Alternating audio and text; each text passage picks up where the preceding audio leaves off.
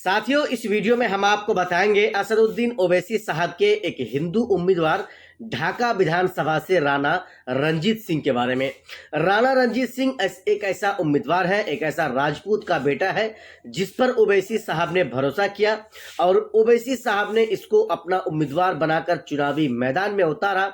और जैसे ओवैसी साहब ने इस पर भरोसा किया, वैसे ही ढाका विधानसभा के लोग भी इस पर भरोसा कर रहे हैं, जता रहे हैं।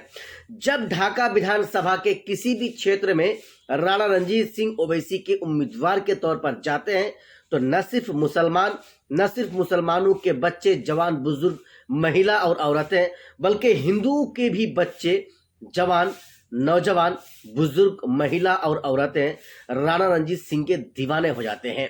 साथियों, यह इस बात की गवाही है और दलील है कि शायद हिंदुस्तान के राजनीतिक में ये पहला इतिहास के पन्ने में लिखा जाएगा कि ऑल इंडिया मजलिस इत्तेहादुल मुस्लिमीन पार्टी की तरफ से एक हिंदू का बेटा, एक राजपूत का बेटा विधायक बनेगा और पहली बार ओवैसी के खाते से विधायक बनकर, ओवैसी की पार्टी से विधायक बनकर बिहार विधानसभा पहुंचेगा और बिहार विधानसभा में ढाका विधानसभा के बेआवाजों की आवाज बनेगा।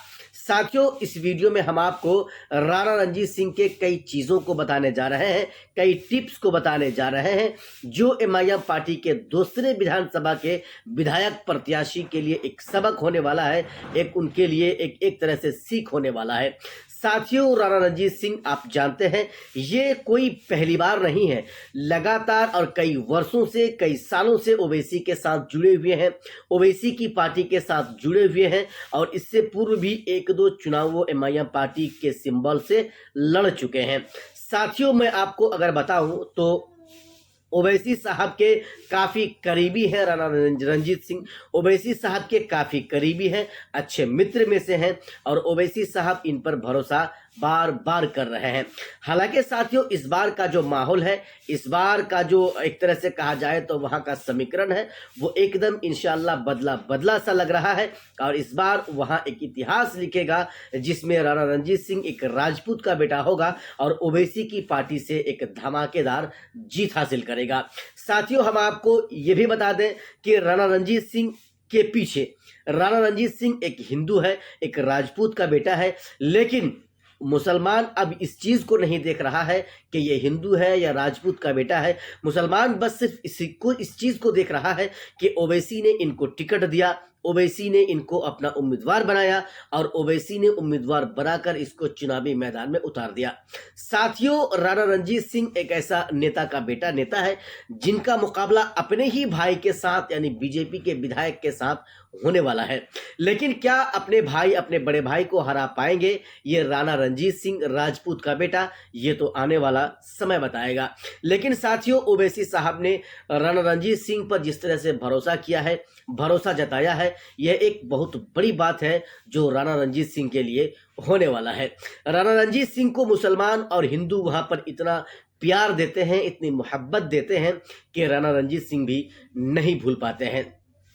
राणा रंजीत सिंह की एक खूबियों में सबसे बड़ी खूबी यह है कि वो लगातार डोर टू डोर कैंपेनिंग करते हैं, लोगों के पास जाते हैं, लोगों के घर और आंगन पहुंचते हैं और लोगों तक ओवैसी के पैगाम को पहुंचाते हैं और अपने और ओवैसी साहब के लिए वोट की अपील करते हैं, वोट मांगते फिरते हैं।